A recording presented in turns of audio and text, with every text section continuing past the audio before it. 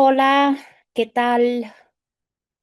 Muy buenas tardes a todas y a todos.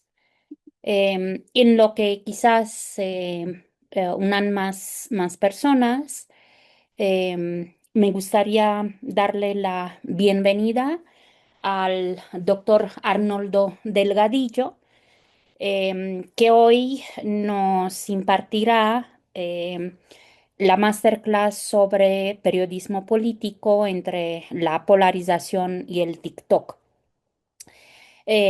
Como les decía la vez pasada, es una continuación del tema del doctor Sergio Rivera sobre el impacto de la inteligencia artificial en la formación del comunicador. También les reitero que esta serie de masterclass, pero clases y también de mesas de debate son parte de actividades de divulgación de conocimiento que hace el Instituto Universitario de Investigación Ortega y Gasset, en específico con la maestría de comunicación, justo para apoyar la formación extracurricular de alumnos. Aquí me da mucho gusto saludar a algunos alumnos: Julio, Dalia, Ana Cadena, por ahí la vimos, pero también no solo a alumnos, sino a otras personas que están interesadas en ampliar sus conocimientos, su formación profesional. Um, Saben que previo inscripción, con el código QR, si no tienen todos el cartel, se los podemos enviar por chat, pero previo inscripción les podemos dar una constancia con valor curricular para asistir a esta masterclass.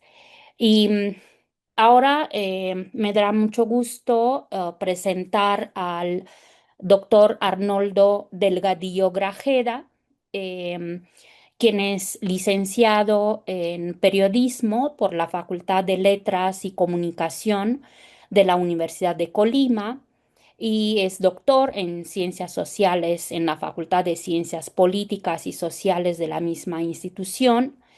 Fue becario del programa Prensa y Democracia, Prende, de la Universidad Iberoamericana, sede Ciudad de México, en primavera de 2019, y también del programa Cambia la Historia por la W Academy en 2024. El doctor tiene un perfil que combina la actividad académica con el ejercicio profesional del periodismo en medios de comunicación locales y nacionales. Fue finalista del Premio Nacional de Periodismo en 2023 y 2024 y actualmente se desempeña como profesor e investigador en la Facultad de Letras y Comunicación de la Universidad de Colima. Aparte, es coordinador del Seminario Internacional de Estudios sobre Periodismo y del Grupo de Investigación Estudios de Periodismo en la Asociación Mexicana de Investigadores de la Comunicación, AMIC. Es miembro del Sistema Nacional de Investigadores e Investigadoras, nivel 1, y sus líneas de investigación son los estudios sobre periodismo, especialmente nuevos formatos y narrativas y las expresiones de la narcocultura en México. Es autor del libro El método del periodismo de investigación de 2022 y coautor y colaborador de una decena de libros más, así como ponente en diversos congresos académicos nacionales e internacionales y autor de varios artículos publicados en revistas académicas de reconocido prestigio. Le agradecemos realmente al doctor la disponibilidad y la generosidad de impartirnos esta masterclass. Y pues le damos la palabra, doctor. Si usted nos indica la dinámica, tiene como entre hora y 20 para la exposición, pero la dinámica usted la dicta. Muchísimas gracias. Muchísimas gracias, querida Isabela. Un verdadero placer, de verdad, poder estar acá con ustedes. Valoro muchísimo la investigación, la invitación que me hace el instituto y tan cálida recepción que me das tú, Aide, Diana, y muy especialmente a todos y todas que deciden pues pasar un rato de su tarde de martes, escuchando sobre periodismo político, hablando sobre periodismo político. ¿Me podrían indicar si todas y todos ven la pantalla completa de manera adecuada? Sí, Sí, sí, se doctor. ve. Muy bien, va. Perdón, doctor, una Sí, precisión.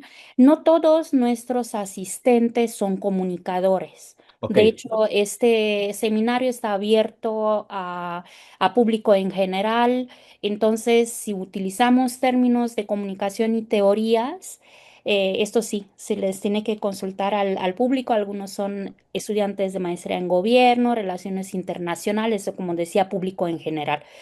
Y perfecto. entonces sí es más divulgación que difusión académica. Muchísimas gracias. No, muchísimas gracias por la precisión, me será bastante útil.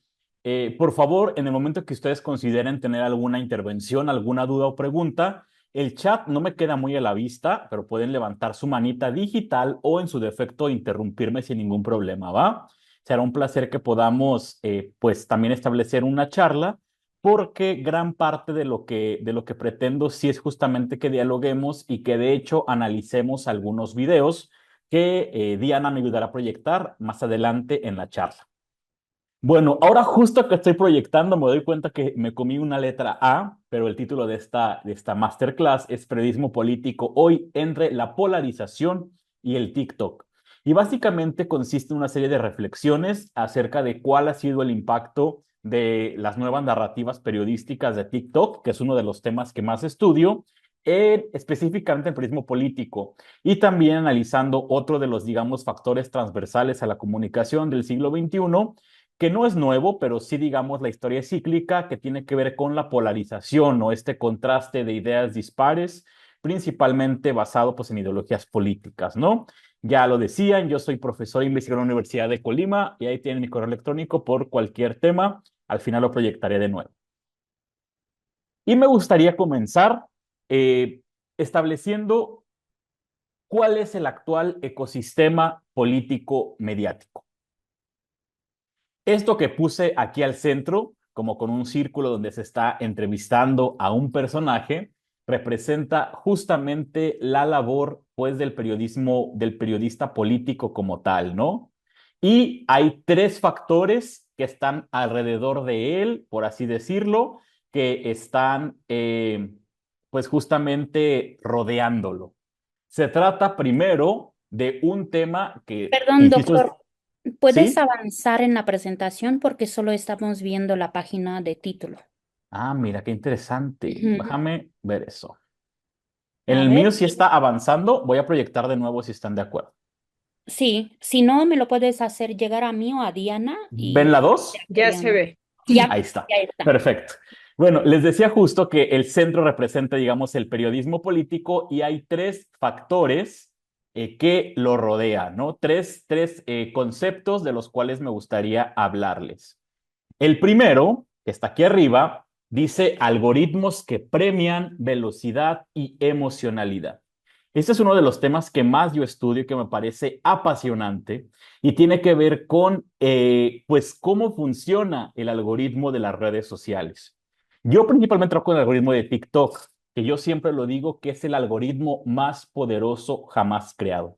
Yo les platicaré de ello, pero hace una combinación genuina de inteligencia artificial, desde luego, de aprendizaje computarizado, pero además es capaz de leer nuestros gustos y preferencias a grado de las emociones. Es decir, TikTok va a responder a nuestros estados de ánimo. Ya les hablaré más adelante de ello. Entonces tenemos como estos estímulos constantes que tienen que ver con estímulos que son veloces, que los recibimos de manera rápida, pero que además también van muy conectadas con la emocionalidad. Es decir, es un estímulo que espera generar una emoción en nosotros y que además es capaz de leer cómo reaccionamos ante ese estímulo para seguirse alimentando y seguirnos brindando información que nos permita reaccionar de la misma forma. La segunda que tenemos son las audiencias fragmentadas. Hoy por hoy coincidimos una serie de audiencias diversas. Llamémosle electores o llamémosle audiencias de nichos periodísticos, comunicacionales. Tenemos desde la generación X, que digamos serían los más jóvenes, hasta los baby boomers conviviendo. Estamos hablando que van desde personas que son nativos digitales y que por lo tanto nacieron y tienen una adquisición de habilidades naturales para las redes sociales, para entender el mundo digital, hasta aquellos que nacieron en una era analógica y tuvieron con el tiempo que aprender cómo funciona justamente este entorno digital. Eso hace que como periodistas, como comunicólogos, tengamos que pensar en distintos tipos de narrativas y de salidas para intentar llegar a esas audiencias fragmentadas. No podemos llegarles de la misma manera y esto nos implica, digamos, un esfuerzo doble, triple, si no es que más, para poder generar narrativas específicas para cada grupo de edad y para cada uno de los perfiles. Y finalmente tenemos pues la competencia con creadores nativos digitales.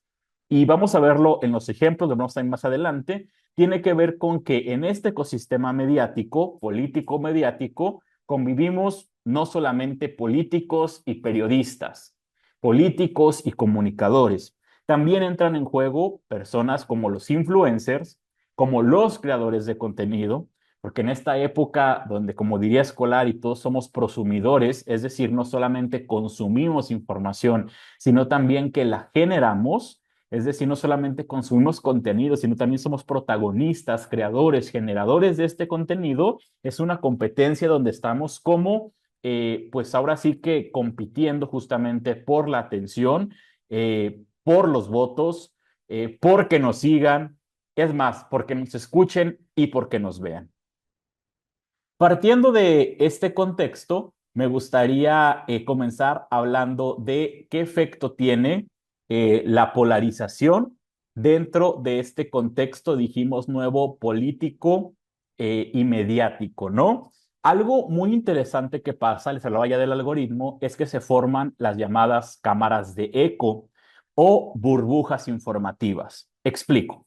Resulta que el algoritmo de TikTok, ya se los adelantaba, es muy poderoso y es capaz de darnos aquellas cosas que nos genera dopamina, que nos genera estímulos de placer y de felicidad cuando estamos felices. Es por eso que aquellas personas que les gustan, por ejemplo, los gatos, usualmente ven videos de gatos en TikTok. Y dice, ¿por qué TikTok me da gatos? Bueno, porque justamente TikTok aprendió que te gustan los gatos, ¿no? El gran riesgo de esto es que TikTok es capaz de leer también nuestras posturas políticas, por ejemplo. Entonces, si en términos llanos tú tienes una postura a favor, digamos, de la cuarta transformación de México del gobierno federal, el contenido que TikTok te va a estar mostrando es un contenido de personas que piensan como tú. Es decir, estarían llegando creadores de contenido a ti que están generando posturas, discursos, noticias afines a tu ideología política. Por el contrario, si tú no estás a favor, digamos, del gobierno de un estado, lo que va a pasar es que te va a llegar información de gente que no está de acuerdo con el gobierno de ese estado. Es como que si en redes sociales, muy especialmente en TikTok, que repito es el algoritmo más poderoso, habláramos con el espejo. Repito este fenómeno llamado cámaras de eco o burbujas informativas, donde hablamos con personas que piensan como nosotros. Y obviamente esto ayuda o esto contribuye a que la polarización sea aún más contundente, ¿no? En lugar de tener una diversidad de ideas con las cuales puedo contrastar lo que yo creo, con la cual puedo ver que hay posturas distintas y aprender de las posturas distintas, lo que las redes sociales hacen es darme más información de gente que piensa como yo. Y lo que hace eso es justamente que yo tenga más sólidas y más consolidadas mis maneras de ver el mundo. Es uno de los grandes riesgos y tenemos que tener cuidado con ello. Siempre que yo hablo de temas de polarización, mi recomendación es en tu algoritmo, en tus búsquedas de YouTube, de Facebook, de Instagram, de TikTok, busca o sea, deliberadamente a personas que sabes que piensan diferente a ti. Eso va a hacer que la información que te llegue sea más diversa y que realmente tu algoritmo te dé posturas, perfiles, creadores de contenido con los que puedas contrastar tu ideología. Eso es lo que nos hace crecer en democracia, no hablar con otros como tú, sino poder contrastar ideas justamente con personas que piensan distinto a lo que tú crees. Estas cámaras de eco, estas burbujas informativas, obviamente incentivan discursos extremos, porque nos va haciendo creer que tenemos la razón completamente y nos aleja de las ideas contrarias. Y esto obviamente viene a contribuir, pues, a aumentar esta polarización. Y acá abajo tengo dos casos que quiero comentarles. El primero tiene que ver con la desinformación. Aquí les tengo una imagen de un video que veremos más adelante, donde se muestra a la viuda del alcalde de Uruapan, Carlos Manso, Grecia Quirós, en uno de los homenajes que se le rindieron póstumos después de su muerte, obviamente, y se puede ver que ella está de alguna manera como coqueteando, como mirando con amor a uno de los hermanos de Carlos, y aquí vemos la mirada juzgona de otra persona, ¿no? Bueno, obviamente es un video creado con inteligencia artificial, pero que circuló de manera masiva y que muchas personas lo dieron por bueno. Incluso hubo medios de comunicación que comenzaron a elucubrar y a sacar posibles teorías de engaños y demás de Grecia Quirós a raíz justamente de este montaje. Entonces, justamente esto es un riesgo que aquí lo vemos como un claro ejemplo y que hay periodistas de corte político y de corte general que están cayendo en los engaños. Y el otro gran riesgo tiene que ver, desde luego, con la presión y riesgos para las personas periodistas. Sabemos que México es el país en democracia más peligroso para ejercer el periodismo, con niveles superados solamente por países en guerra como los del Medio Oriente, ¿no? Pero aún la censura y la violencia contra periodistas toma formas cada vez más sutiles en estas épocas de polarización. Aquí les tengo un ejemplo, este reporte publicado por Artículo 19, titulado Las leyes como mecanismo de censura, en el cual esta organización documenta el aumento de acoso judicial contra periodistas en México. Para quienes no son periodistas comunicadores, explico de qué va esto. Resulta que en varios estados del país se han creado leyes o se han amparado en leyes ya existentes, por ejemplo, por criterios de género, para establecer procesos penales judiciales en contra de periodistas críticos.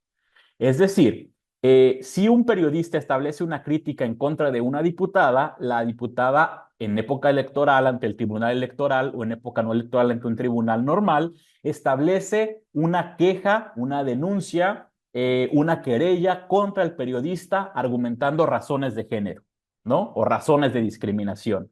De manera que los órganos judiciales terminan estableciendo censura en contra de los periodistas, pidiéndoles, por ejemplo, que no se refieran a la persona, que no digan nada de esa persona, incluso haciéndoles pagar multas económicas, ofrecer disculpas públicas. Es decir, el sistema ahora judicial, al lado del gubernamental, han establecido la manera de comenzar a callar a los periodistas incómodos a través de, pues de acoso judicial. Insisto, estos son de alguna manera riesgos que no tenemos que perder de vista de este entorno polarizado en el cual se establece el desarrollo del periodismo político o del periodismo especializado en temas de corte político, electoral o gubernamental. Entonces, ya dijimos este contexto complicado donde competimos contra algoritmos, contra influencers, con audiencias diversas y fragmentadas, donde la polarización es un eje transversal que nos tiene muchísimos riesgos. La pregunta es ahora, ¿cuál es el rol entonces del periodismo político en este momento de actualidad? Como la masterclass lo dice, el periodismo político hoy. Si estamos viendo todos y todas la diapositiva, rol del periodismo político, ¿verdad? Ok, pero quería ver que estaba avanzando. Y aquí les tengo yo 4 retos que considero que tendremos que tomar muy en cuenta. El primero, bueno, antes de esto quiero decir que yo siempre digo cuando me invitan a hablar de periodismo especializado, recientemente di un curso en la FIL de Guadalajara sobre el periodismo en TikTok y le decía a las personas asistentes, no pierdan de vista que el periodismo siempre será periodismo. Es decir, podemos ponerle el apellido que queramos, político, cultural, sociocultural, económico, financiero, de minería, y podemos ponerle el canal que queramos. Periodismo en Instagram, en TikTok, en Facebook, en YouTube, digital, escrito, en radio, en televisión, pero el periodismo siempre será periodismo.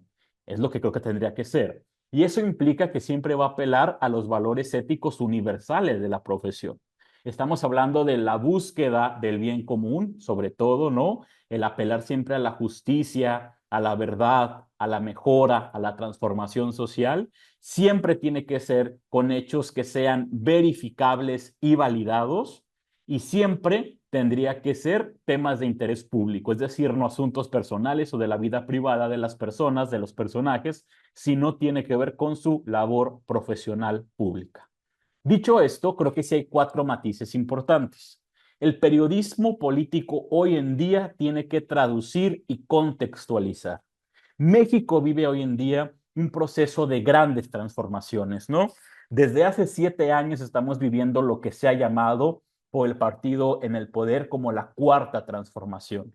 Y esto ha implicado transformaciones a nivel gubernamental, pero sobre todo del andamiaje jurídico y hoy en día también del andamiaje judicial.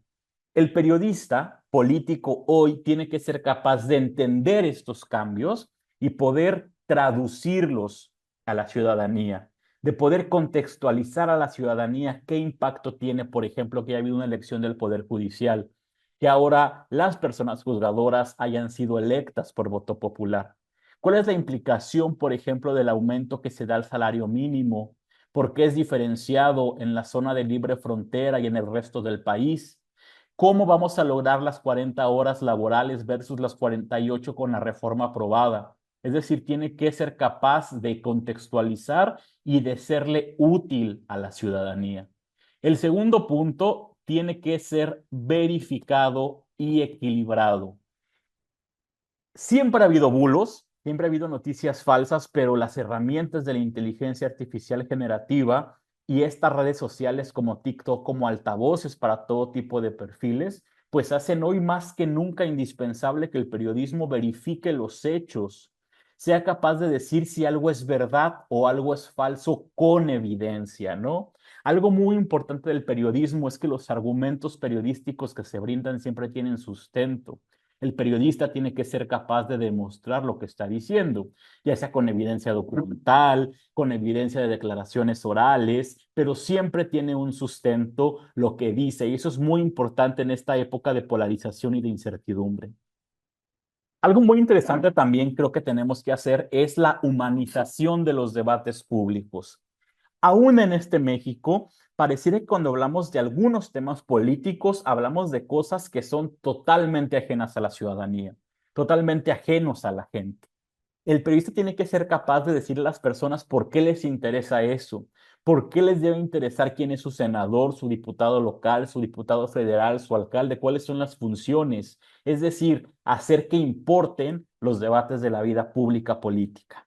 Y algo muy importante que va a ser yo creo que muy cuestionado, ya lo compartiremos, ya lo debatiremos, tiene que ver con la autonomía frente a los actores políticos. Yo sí creo que el periodismo tiene que ser autónomo, tiene que guardar distancia de los actores políticos. No quiero sonar contradictorio. Yo siempre digo que los periódicos, los medios de comunicación, las televisoras son empresas periodísticas. No tenemos que perderlo de vista. Toda empresa pues, requiere obviamente recursos para subsistir, porque tiene empleados, paga impuestos, paga insumos, y esto implica necesariamente que haya relaciones económicas, transacciones financieras con entes públicos o privados. Y si hacemos alusión a algunas de las leyes o de las teorías más clásicas de la comunicación y del periodismo, como la del gatekeeper, como la del newsmaking, vamos a darnos cuenta que siempre hay factores que determinan lo que un periódico dice y la manera en que lo dice. Siempre digo también, el periodismo es en esencia una interpretación de la realidad social. Y esa interpretación se hace desde distintos sesgos y desde distintos puntos de vista. Y uno de ellos es que es una empresa periodística que tiene intereses empresariales financieros. Pero aún así, hay que ser capaces de establecer una autonomía frente a los actores políticos y yo siempre lo digo, asumir también una actitud ideológica clara frente a las audiencias. Creo que el periodismo estadounidense, por ejemplo, nos lleva ventaja. Allá abiertamente sabe cuáles medios son republicanos y demócratas y lo asumen frente a sus audiencias. Pero acá en México no nos es tan claro o tan fácil decirlo. Uno sabe, por ejemplo, que Reforma es un medio que actualmente está en contra del gobierno federal o es crítico al gobierno federal, asociado con la derecha. Sabemos que La Jornada, pues, es un medio asociado justamente con la izquierda, afín ahora al gobierno, pero parece que se quieren todos ocultar bajo un tema de objetividad, de veracidad, y no asumen frente a las audiencias una ideología política, que creo que es muy importante, ¿no? Hay quien compre todo, quien consuma todo, pero creo que hacerle claro a las audiencias tendría que ser un punto fundamental para que sepan qué quiero consumir dentro del abanico de posibilidades que existe. ¿Vamos bien hasta aquí? ¿Dudas, preguntas? ¿No se me duermen? Avancemos entonces. Muy bien, esto me lleva a cuáles son algunos de los retos que enfrenta actualmente el periodismo político. Una muy importante tiene que ver que competimos contra narrativas virales. ¿Qué quiero decir con eso? Hay quien piensa que para estar en TikTok, por ejemplo, las personas periodistas tenemos que hacer lo que hacen los TikTokers, ¿no? No es así. Es decir, el periodista que quiere generar contenido en TikTok no tiene que salir bailando, ¿no? No tiene que hacer retos.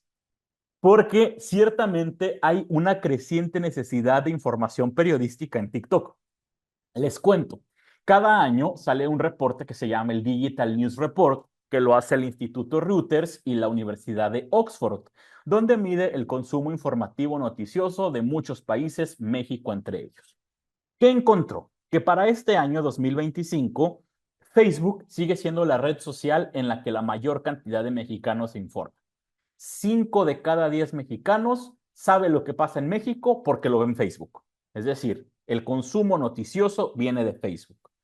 Es la red social que más lo logra, pero ojo, TikTok, que es de los temas que yo estudio, insisto, muestra que actualmente 2 de cada 10 mexicanos se informan en TikTok.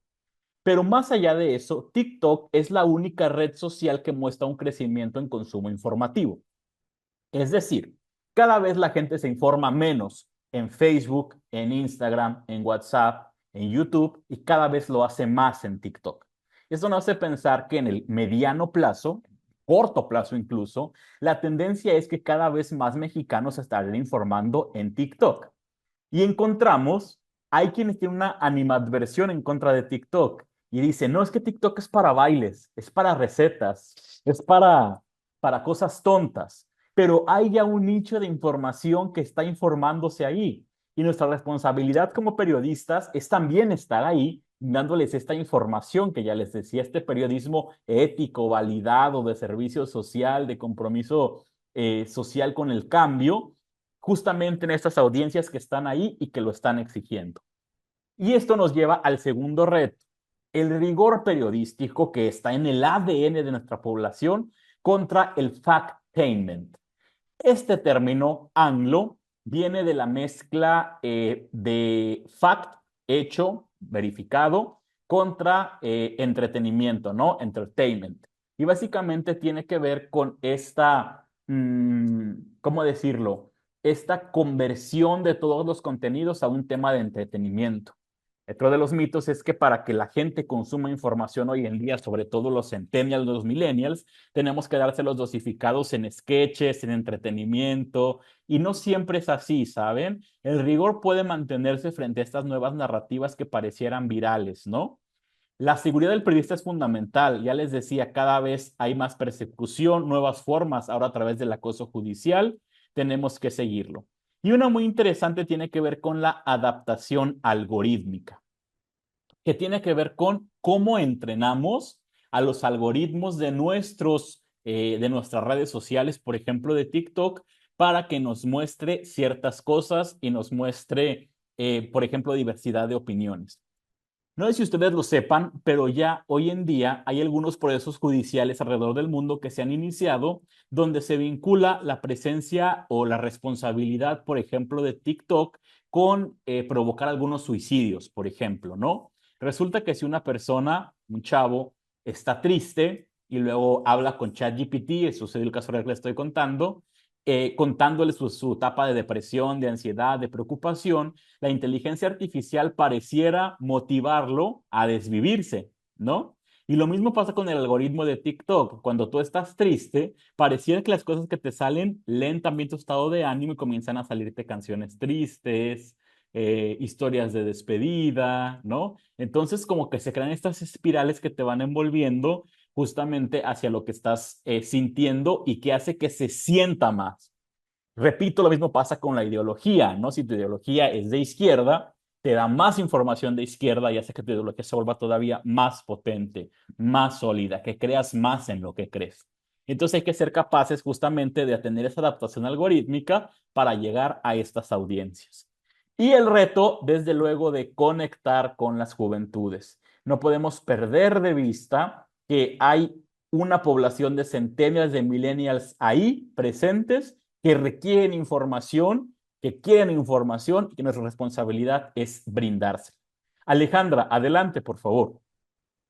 Hola, buenas tardes a todos. Buenas tardes, profesor. Me parece muy interesante su clase. Quería yo preguntarle si es verdad o me estoy haciendo como una, falsa impresión. Hay ocasiones en las que hay ciertos temas en los que no, yo no he buscado ni he visto en TikTok, pero me empieza a salir en el algoritmo que personas que sigo o amigos sí ven esos temas. Entonces, mi pregunta es, si ellos tienen ciertos temas y como el algoritmo ve que son mis amigos, ¿también me los empieza a mandar por si me interesan? ¿O yo me estoy imaginando? Completamente de acuerdo. En esta presentación no tengo Ajá. incluido el cómo funciona el algoritmo, pero se los voy a contar así a grandes rasgos, ¿va? El algoritmo de TikTok, Alejandra, Ok, funciona con tres aspectos. Y uno de esos tres aspectos tiene que ver con la comunidad que tú has creado al interior de la red social. Es decir, si alguno de tus amigos, contactos de la red comparte un contenido, ese contenido se te va a mostrar a ti. Esa es una de las tres formas. Vamos a hacer un ejercicio sencillo. Quienes tengan TikTok descargado, levanten su manita digital para verlos. ¿Cuántos somos? Ok, quienes tengan TikTok descargado, ayúdenme por favor a abrirlo. Y vean, guarden en su mente o anótenlo cuáles son los tres primeros videos que les aparecen. ¿Va? Yo ya lo abrí, estoy viendo el primer video, voy a swipear, tengo el segundo video, voy a swipear, voy a ver el tercer video. ¿Ok? Esos son tres temas que nos definen de alguna manera como consumidores para la red social. Este ejercicio yo lo llamo lo que el algoritmo dice de mí, lo que TikTok dice de mí y lo hago usualmente con mis estudiantes de licenciatura. Y ellos me dicen que usualmente les sale el tipo de cosas que buscan en los dos primeros videos.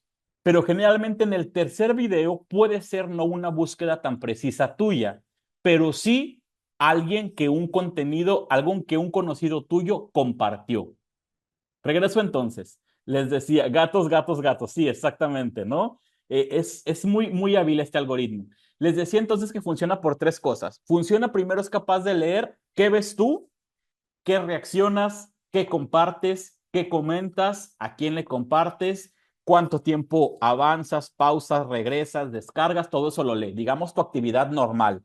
Pero también lee en segundo lo que decía Alejandra, lo que tu red comparte, lo que tus amigos, amigas, contactos comparten en la red social, también contribuye para generar lo que el algoritmo te va a mostrar.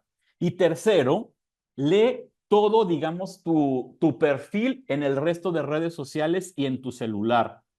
No sé si les ha pasado que a veces estás hablando con tu familia de hacer un viaje a Querétaro y de repente te comienzan a salir recomendaciones de viajes a Querétaro. O de repente le dices a alguien, como que tengo ganas de una hamburguesa, y comienzan a salirte promociones de hamburguesas.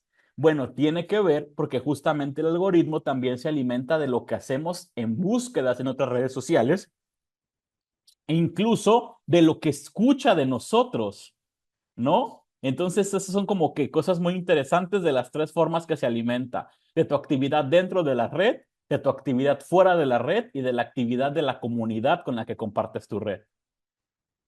Ese es el tema. Muy bien, vamos a avanzar. Eh, entonces, en todo este contexto, TikTok hoy en día se nos presenta como esta ágora política, como el espacio en el cual se discurren las ideas, se presentan las ideas. ¿Cuáles son, digamos, las reglas que se establecen en esta ágora? TikTok comenzó con videos hiper breves de 15 segundos. Hoy en día TikTok te permite subir videos de hasta 10 minutos y contrario a lo que se pensaría, los videos largos están teniendo un éxito inusitado. Fíjense qué interesante. Uno pensaría que TikTok lo que más funciona es uno de los mitos, ¿no? Son videos breves, videos virales y que sean justamente videos. Pero la evidencia nos muestra que funcionan muy bien los videos largos, por ejemplo. Incluso hay gente que consume películas, consume series fragmentadas en TikTok.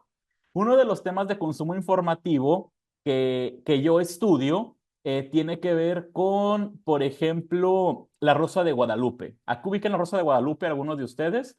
Bueno, es un, digamos, un programa diseñado por Televisa que es como de los productos culturales estrella de Televisa, porque es lo que es el Televisa de los ochentas, ¿no? Historias que tienen que ver con la gente, con la presencia de un tema milagroso y que suelen ser un poco como contadas de manera burda, ¿saben? Como no tan profesional. Bueno, hay quien me dice, no, es que ya los jóvenes no ven Televisa, los jóvenes no ven eso. Lo que yo he encontrado es que los jóvenes lo están consumiendo en TikTok. Y cuando yo les digo a los chicos, a ver, ¿por qué ven la Rosa de Guadalupe en su celular y no en la tele? Porque en una pantallita así, cuando pueden ver una pantallota en la sala de su casa. Y me dicen que porque en el TikTok tienen el poder, les permite adelantar, atrasar y además no hay comerciales. Entonces lo que vayan en una hora lo ven en 40 minutos. ¿Qué quiero decirles con esto? Que los videos largos están funcionando bien en TikTok y también el uso de imágenes. Uno piensa en TikTok video, pero no. También el subir carretes de imágenes e incluso imágenes solas con texto están funcionando muy bien en este ecosistema mediático. Isabela, adelante, por favor. Y perdón, doctor, tienes en el chat una pregunta Voy. de Sabrina Hernández Domínguez. ¿Consideras que TikTok ya suplió lo que en su momento fue Twitter? Creo que es un buen tema para abundar en las diferencias, ¿no? De las dos plataformas. Sí, completamente de acuerdo. Muchas gracias, Isabela, por la acotación y gracias también a Sabrina por la pregunta. Fíjate que realmente no. A mí me gusta decir con un ejemplo muy tonto cuando comparo las redes sociales, que en X, lo que antes era Twitter, todo el mundo está triste y enojado, y en redes sociales como Instagram y TikTok, todo el mundo está contento, ¿no? Es decir, que incluso la medición del estado de ánimo que ya se el INEGI con el X se da justamente ahí porque es lo que se mide, digamos, la presencia del ánimo social a través de las publicaciones. Lo que quiero decir yo es que TikTok es una palestra, hay que decirlo, principalmente para el infoentretenimiento, pero que hay un fragmento de la población que sí lo usa para informarse y que a ese perfil de la población deberíamos de atenderlo. Yo creo que X sigue siendo lo que es el espacio, digamos, donde sucede la vida pública, la red social de la vida pública, pero no quiero, más bien quiero puntualizar que X está muy relacionado con las élites, ¿no? Usualmente en X se hablan las élites entre sí, mientras que TikTok, bajo esta lógica, sería un medio mucho más democrático y pues mucho más de acceso abierto. El segundo punto que les tengo aquí, justamente de esta perspectiva del TikTok, es que acá los influencers aparecen como mediadores, ¿no? Es muy interesante porque son justamente creadores de contenido, muchas veces no periodistas, no comunicólogos, no abogados, no internacionalistas, no políticos, quienes te ayudan a hacer esta intermediación justamente entre la realidad política y las audiencias. y eso le da un tema bien interesante. Y además abre las posibilidades, decíamos ya, del infoentretenimiento, que en TikTok converja humor, denuncia, análisis, a veces hasta en un mismo contenido. Es decir, las narrativas son mucho más diversas y mucho más complejizadas en ese sentido. Fíjense que se preguntarán ustedes, entonces, ¿qué cambios implica para el periodismo político la presencia, por ejemplo, de TikTok y de esta polarización como eje transversal? Yo aquí les marqué 3 cosas que me parecen que son importantes tener en cuenta y que vamos a ver los ejemplos. Si gustas irlos teniendo listos, por favor. Tiene que ver con que se generan nuevas narrativas. Verán, yo he estudiado qué consumen los mexicanos en TikTok, en medios de comunicación. Y hay 3 cosas que consumen, en ese orden. Lo que más consumen de medios de comunicación son las breaking news. Es decir, algo pasó y quiero ver qué pasó, me voy a TikTok. Común. Los videos más virales de Milenio, de Reforma, del Universal, de Televisa, de TV Azteca, son aquellos de un hecho que recién sucedió, subieron un video de lo que pasó, o sea, el qué básicamente, y la gente lo ve. Lo segundo, que aquí me quedo centrado en las narrativas nuevas, son los explainers, los explicadores. Eso súper funciona. Un periodista interpretando la realidad social, diciéndome por qué debería de importarme lo que pasó, diciéndome qué sucedió, ¿no? Explicando el hecho, explicando el suceso. Eso es lo segundo que más se consume. Y tercero, decía, no puedo negarles el tema del infoentretenimiento y las soft news, temas de deportes, de espectáculos, de chismes, pues ciertamente también tienen su nicho ahí en TikTok. Otra de las características es que el tiempo político se vuelve hiperacelerado. Es decir, todo el tiempo suceden cosas y pareciera que son cosas importantes. Y eso hace que uno, al estar en TikTok haciendo periodismo político, tenga que segmentar muy bien lo que va a comunicar y elegir muy bien la manera en que lo comunica. Y finalmente es una agenda marcada por lo viral. Indudablemente, en TikTok la viralidad sí es un tema. Es decir, si hay un video que alcanza un pico de consumo, un tema que alcanza un pico de consumo, va a ser un tema que tendrá su presencia en TikTok. Entonces, dejo de compartir y si me ayudan, por favor, para ver algunos videos que les traigo como ejemplos y me gustaría que ustedes también me digan qué piensan y cómo los ven, ¿va? Podemos iniciar con el video de la IA de Carlos Manso, por favor. Sí.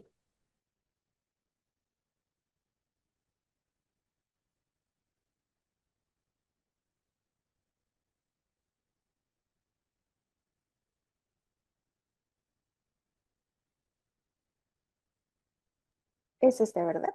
No, es donde aparece su esposa, de la imagen que les puse, que está es su esposa haciendo su sombrero y junto a ella una... A ver si se los compartí, a lo mejor ni les compartí ese.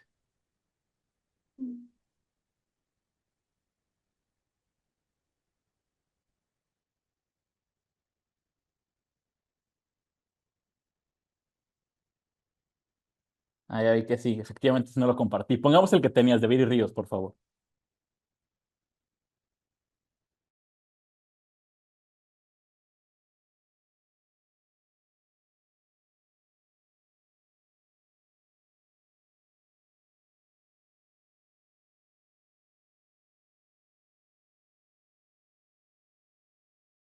El presidente municipal de Uruapan pues logra atraer tanta atención mediática es porque es un opositor relativamente exitoso y eso llama mucho la atención tanto de las oposiciones de derecha en México como de los nuevos libertarismos que están queriendo posicionarse. Durante una mesa de análisis del programa Tercer Grado, la analista y politóloga Viri Ríos afirmó que Carlos Manso, el alcalde de Uruapan, asesinado hace unos días, tenía una agenda notablemente orientada hacia la ultraderecha. Este comentario destapó todo tipo de reacciones en redes sociales, puesto que familiares del político y otros medios sostienen que Manso estaba más vinculado a posturas de izquierda o independientes. Viri también recordó que Manso era reconocido como el Bukele mexicano, comparándolo con el presidente de El Salvador, Nayib Bukele. ¿Son válidas esas críticas? Déjelo en los comentarios. Es una persona que además tiene una agenda notablemente orientada hacia la ultraderecha. De hecho, en muchos de los medios locales se le reconocía como el Bukele mexicano. ¿Quién es Bukele? Pues es una persona que no tiene ningún interés en la aplicación del Estado de Derecho, por el contrario, busca simplemente pues terminar con los criminales de cualquier manera, aun si es violando los derechos humanos. Muy bien, aquí muestra uno de los temas que les decía que tiene que ver con la viralidad, ¿no? Yo les preguntaría, ¿ustedes creen que el tema de Carlos Manso hubiera tenido tanto eco mediático si no se hubiera viralizado en redes sociales? Es como el tema del huevo y la gallina, ¿no? No sabemos qué vino primero y qué vino después, pero es innegable que gran parte del capital político que acumuló y de la visibilidad que tuvo en medios tradicionales se origina justamente en esta viralidad de redes sociales. Y aquí vemos como una analista, pues en este caso Viri Ríos, retoma justamente un análisis de un tema que ya es viral y que se vuelve obviamente también súper viral y genera muchas reacciones. ¿Me pueden ayudar a poner, por favor, el primer video, que es el de la Chávez oficial?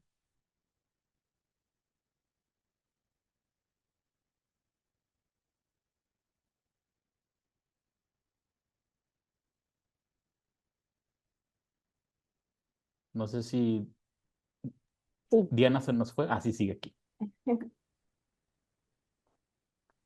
Vaya alboroto político el que se desató la semana pasada en torno a la revocación del mandato. La revocación de mandato es, en teoría, la herramienta que tiene la ciudadanía para correr a un gobernante antes de que se termine su periodo. Hay varias condiciones para que se cumpla. Tienes que cumplir con cierto porcentaje de participación para que sea vinculatoria. Lo tienen que solicitar ciertas personas. En fin, a grandes rasgos, esa es la revocación. Te preguntan, ¿quieres que siga la presidenta? Sí o no. Y aquí viene el gran pero. En México, esta figura nació toda torcida. La figura se creó en 2019 durante el gobierno de López Obrador, que, no tenía los votos para que pasara, luego se la pasó cuando tuvo la mayoría. Tampoco voy a entrar en ese tema, pero en vez de ser una herramienta para evaluar al presidente, terminó siendo un ejercicio para ratificarlo, o sea, un mecanismo que en vez de sacar a alguien del poder, se usó para preguntarle al pueblo si quería que el presidente se quedara. Entonces, lo que se suponía que era un botón de emergencia se convirtió en un ¿verdad que sí me quieren? Porque lo que pasa el día de hoy es algo sumamente distinto. El tema y por qué todo esto de repente se convirtió en una discusión fue que el diputado de Morena, Alfonso Ramírez Cuellar, propuso mover la revocación de mandato para que se realice en 2027 y no en 2028. En esta propuesta se está contemplando que la revocación de mandato se lleve a cabo el mismo día de las elecciones intermedias, y de aprobarse iríamos a las urnas a tener una elección de diputados federales, elecciones locales en 17 estados, también estamos hablando de elección de miles de ayuntamientos, o sea, de municipios, la elección judicial, porque acuérdense que tenemos una parte pendiente para el 2027, y encima una revocación presidencial. Todo esto, de aprobarse, se llevaría a cabo al mismo tiempo. Ahora, la razón oficial de la propuesta es la de ahorrar dinero, pero las razones políticas son verdaderamente las interesantes. La presidenta, por su parte, no dice quiero que me revoquen en 2027. No, ella dice no estamos pidiendo la revocación, es por un tema de recursos. Y argumenta que si ya va a haber elecciones, pues metan la revocación ahí mismo. La oposición ha respondido de diversas formas. Por ejemplo, el PAN dice perfecto, vamos a revocar a la presidenta, pero también a los gobernadores. Mientras otros acusan que esto es un traje a la medida para usar a la presidenta como arrastre electoral en las intermedias. O sea, si Morena pone a la presidenta en la boleta, podría movilizar voto a favor de todos sus candidatos. Laboratorio Electoral y otros especialistas argumentan que la revocación se supone que es un mecanismo para que el pueblo controle al poder y no un instrumento para meter al presidente en las boletas intermedias y convertirlo en parte de una campaña, pues argumentan que contamina elecciones locales, empuja la narrativa presidencial y altera el piso parejo.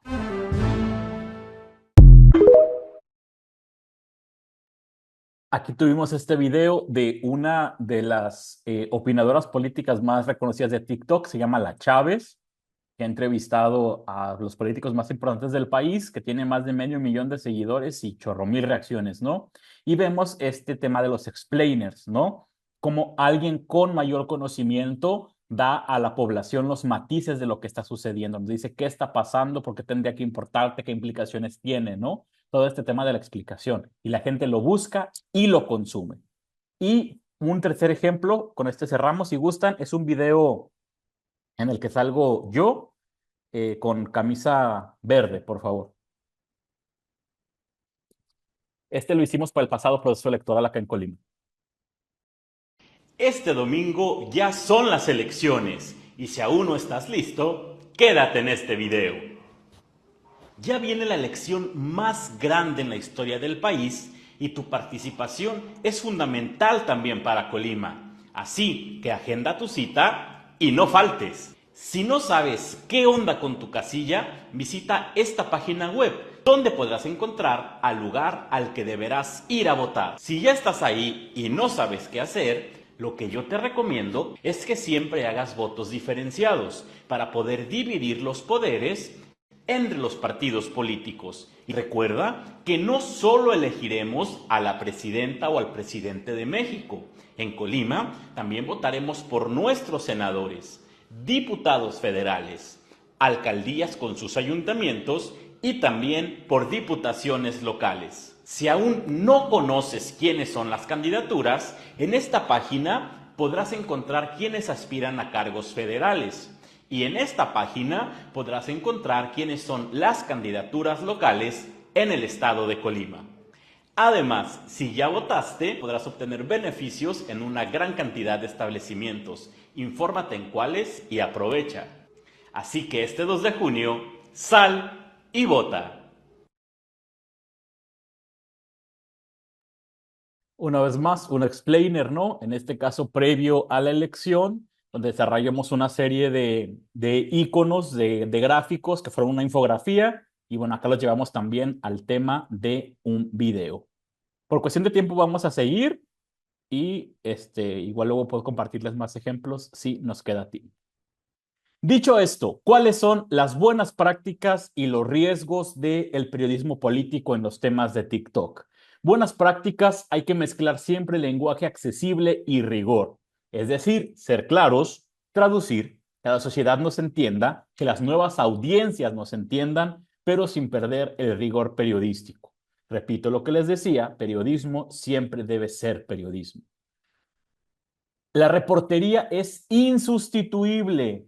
Luego pasa que mucha gente cree que hoy en día hacer periodismo en TikTok es hacer periodismo de escritorio. No es así. La reportería se nota y no se va a sustituir. Es algo infalible, ¿no? El gancho inmediato, ya lo verán en las recomendaciones que les tengo, pero hay que iniciar por lo importante para que la gente se quede. La gente swipea entre 1 y 3 segundos. Ese es el tiempo que tienes para conquistar a la gente con tus videos en TikTok, de 1 a 3 segundos. Y a diferencia de medios donde puedes llevar como muchas más historias intricadas, complejas, la lógica de TikTok es una idea, una historia. Es decir, un tema por video y desarrollarlo, ¿no? ¿Cuáles son los riesgos? Pues la hiperpersonalización del periodista, la creación de periodistas influencers, ¿no? Que lo hemos visto en el caso como con Chumel Torres, por ejemplo, una creación de exceso de conflicto porque la polémica y el conflicto gusta y vende en redes sociales como TikTok. La simplificación extrema, el gran reto de que en este deseo de hacer las cosas accesibles, se lleve una simplificación que realmente sea innecesaria, extrema, ineficiente. Y el tema, pues también de generar emociones negativas como motor en un ambiente ya polarizado y que esto venga a aumentar la polarización. Sí, adelante, Concepción.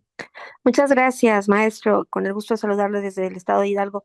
Fíjese que también, bueno, creo que sería importante destacar que hay una falta de trazabilidad, ¿no? O sea, si bien TikTok es una plataforma complicada, pues imagínese el tratar de saber quién pagó un anuncio, si tiene cierto sesgo, ¿no? Ver historial del creador, o qué tal si ubicamos la fuente de un video editado, o sea, entonces falta trazabilidad, tal vez también pueda ser uno de los peros del TikTok y obviamente el tema de la polarización, ¿no? Porque hay videos políticos y usted lo decía muy bien con el caso de la alcaldesa de Uruapan, ¿no? Que de repente todo mundo, bueno, algunas personas, no digo todo mundo, una disculpa, algunas personas empezaron a creérsela de que era cierto cuando era un video IA, usted ya lo citaba de manera muy puntual, y bueno, ¿qué pasó con aquellas que la creían, que le creían y finalmente después ya no le creyeron, ¿no? Los tonos fueron violentos, hubo violencia de género con algunos mensajes, hubo enfoques o ataques personales, entonces creo que son muchos, muchos más. Entiendo que por cuestión de tiempo usted lo está simplificando, pero por ejemplo, la falta de estándares periodísticos, cuando hablamos de cuestión ontológica o deontológica, mejor dicho, o ética, pues si de por sí es complicado en el periodismo, pues imagínese, y lo sabemos todos, en el tema de TikTok y otras plataformas, ¿no?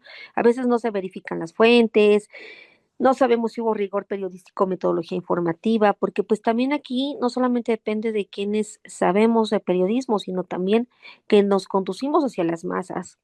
Y las masas difícilmente, hablando de cultura de masas, bueno, pues resulta complicado que conozcan las narrativas reales o se conozcan incluso nosotros mismos, ¿no? Por no sé, muchos años que tengamos en medios, a veces caemos también en las narrativas que son disfrazadas de opinión ciudadana, ¿no? O los influencers que son obviamente pagados y algunos han sido ventilados, por ejemplo, en las mañaneras, ¿no? Pues porque el hecho de transparencia o con publicidad, pues no se ha dado, ¿no? Entonces, sí, creo que son muchas cosas y yo la verdad es que pues agradezco mucho estas oportunidades que nos da el Instituto Ortega y Gasset porque pues aprendemos, ¿no? Y además que ustedes nos permiten también hacer retroalimentación y si estamos equivocados, bueno, pues precisamente para esto son justamente estas masterclass. Gracias, maestro, que tenga una excelente tarde. Gracias a ti por tus comentarios y has dado en el blanco, ¿no? Aquí, claro, menciono algunas potencialidades, algunos riesgos, pero son muchos. Esto de la trazabilidad es súper interesante. En otras redes sociales como en Facebook hemos avanzado, ¿no? En tema de normativa interna, por ejemplo. En Facebook hoy en día podemos saber cuánto pagó una cuenta de publicidad, una cuenta, digamos, de un partido político, de un candidato. Incluso cuando te aparece un anuncio, ellos tienen que hacer una descarga donde están obligados a transparentar quién está pagando por esa publicidad. Eso en TikTok no sucede. Una vez más, ¿no? Mientras en Facebook, hoy por hoy, o por ejemplo en X, en el antes Twitter, Grok te muestra ahí los contenidos hechos con inteligencia artificial, te lo dice, ¿no? Esto fue hecho con inteligencia artificial, la propia inteligencia artificial de la red social. En TikTok eso no sucede y eso hace también que sea como complejo establecer qué es verdad y qué no es verdad. Y bueno, si nos metemos al tema de las narrativas es complejísimo, ¿no? Al tema de la paga por opiniones también muy, muy complejo. Casos como el del Partido Verde Ecologista de México, donde muchos influencers y opinadores se han visto justamente envueltos en temas de hacer propaganda política incluso fuera de tiempo, ¿no? Y han recibido sanciones millonarias, pero que aún así ni con las sanciones somos capaces de establecer o de vislumbrar el alcance que pueden haber llegado a tener esas declaraciones en ambientes tan globales y tan virales y tan de distribución masiva como las redes sociales. Así que agradezco mucho tu comentario y sí, pones muy puntualmente unos 3 puntos que quedan abiertos de muchísimos más riesgos y sesgos. Me gustaría a mí ir cerrando con algunas recomendaciones, ¿no?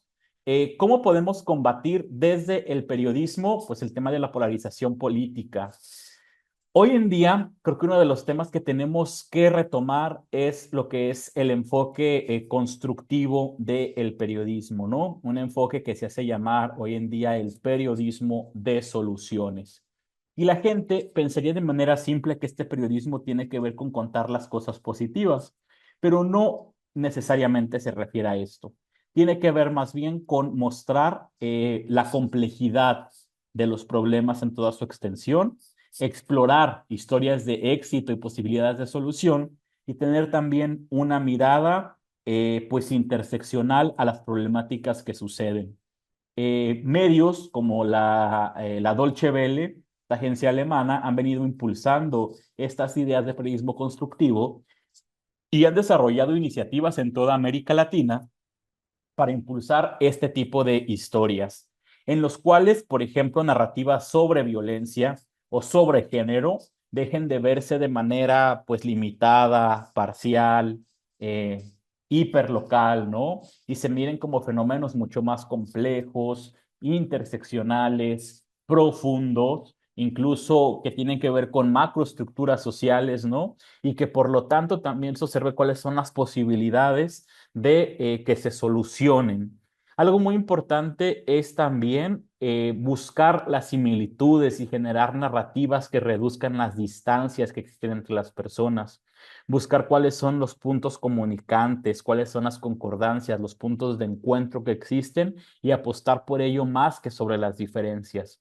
Y el promover el pensamiento crítico. Algo de lo que decía Concepción, lo ideal para mejorar el consumo tiene que ver con la educación de las audiencias, con tener audiencias más críticas, que consuman de manera, pues justamente cuestionando los medios, criticando, analizando, buscando las posturas, que sean por esas audiencias quienes disgreguen si algo es hecho con IA o no, si algo obedece a una corriente ideológica o no, si quien lo habla es un influencer o un periodista o no. Es decir, empoderar completamente el poder individual de elección, de consumo, pero también como sociedad y como medios brindar las herramientas para que las personas puedan hacerse cargo de ello.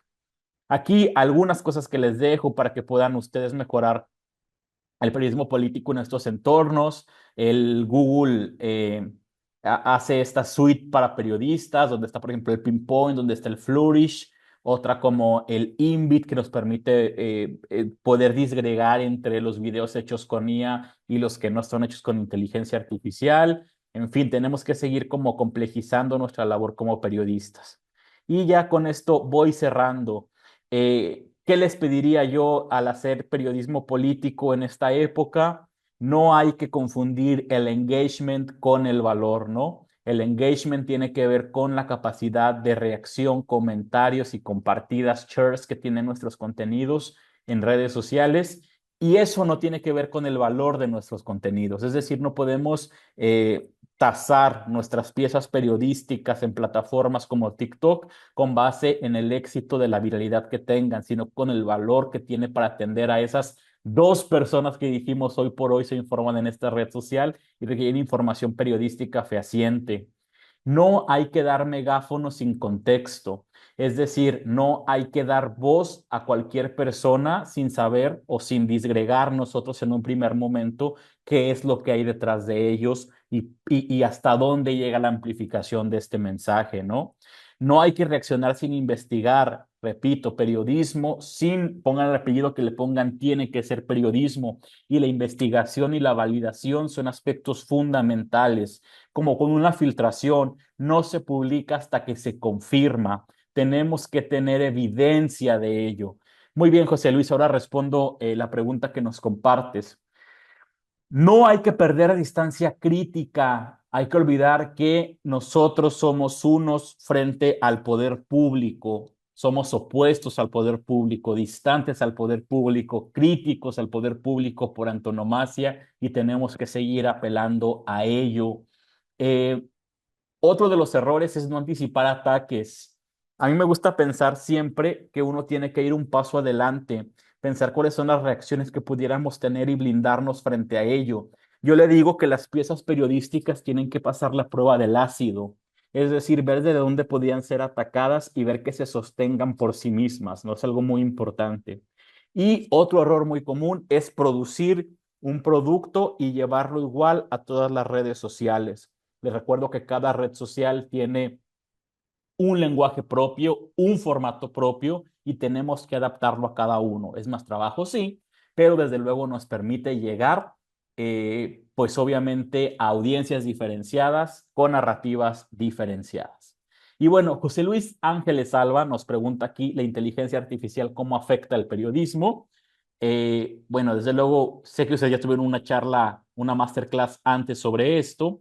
Desde mi opinión, debo decirles que la inteligencia artificial hoy por hoy está cambiando las dinámicas que llevan a cabo los periodistas Hay redacciones en los cuales ya, por ejemplo, compañeros, colegas de Chiapas me compartían que en el sureste del país han sido ya sustituidos editores y reporteros humanos por labores de inteligencia artificial.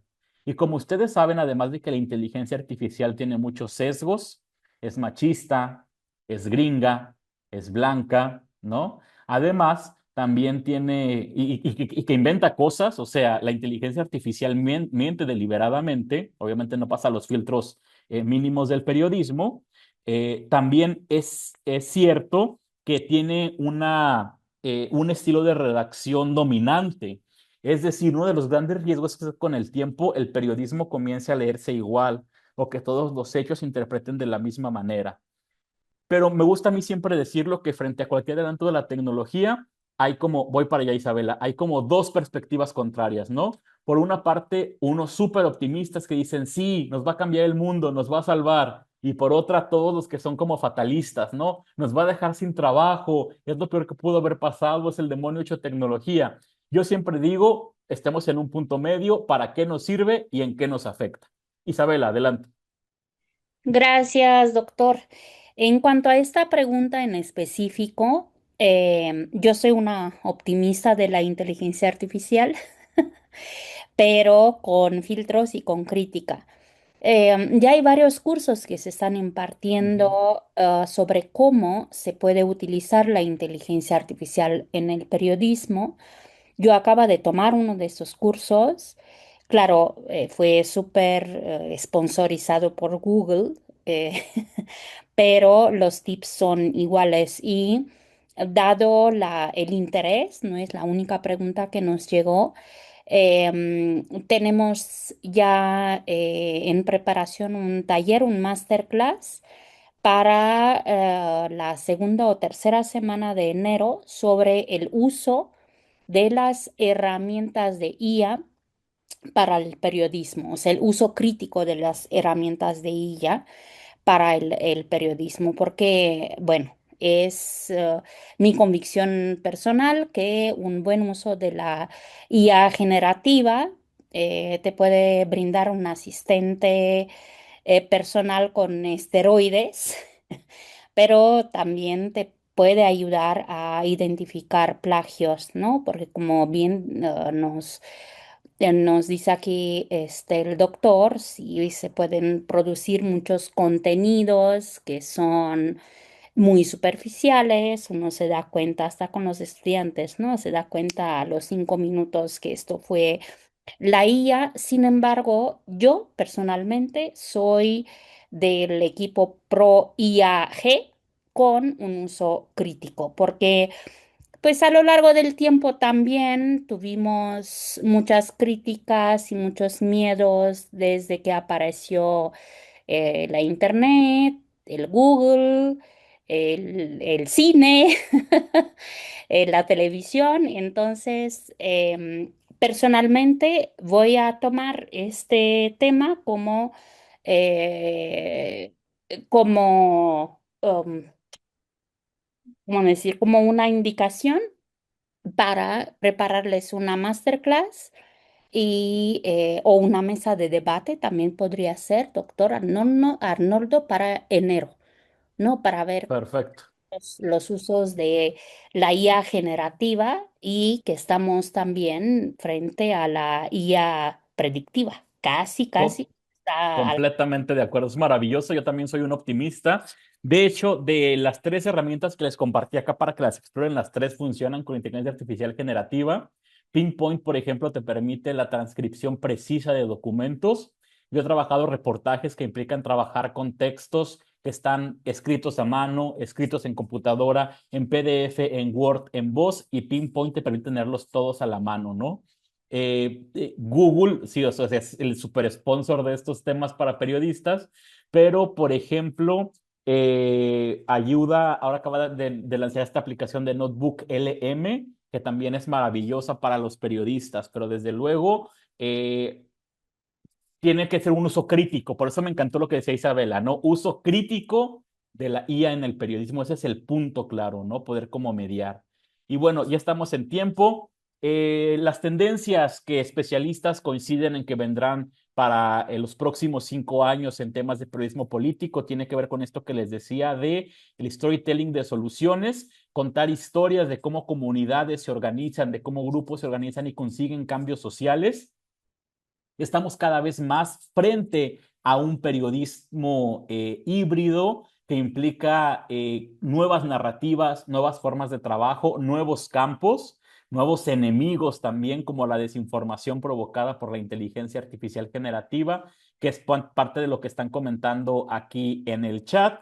Y tiene que ser sobre todo un periodismo conversacional, es decir, un periodismo que nos permita estar en constante comunicación con nuestras audiencias, atendiendo lo que nuestras audiencias quieren y también dotándoles lo que nuestras audiencias necesitan, ¿no?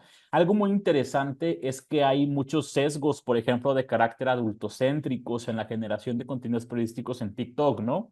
Yo decía recientemente, por ejemplo, el hecho de que los jóvenes no busquen lo que a nosotros nos interesa, no quiere decir que no haya información que sí les interesa y tendríamos que estárselos dando, ¿no?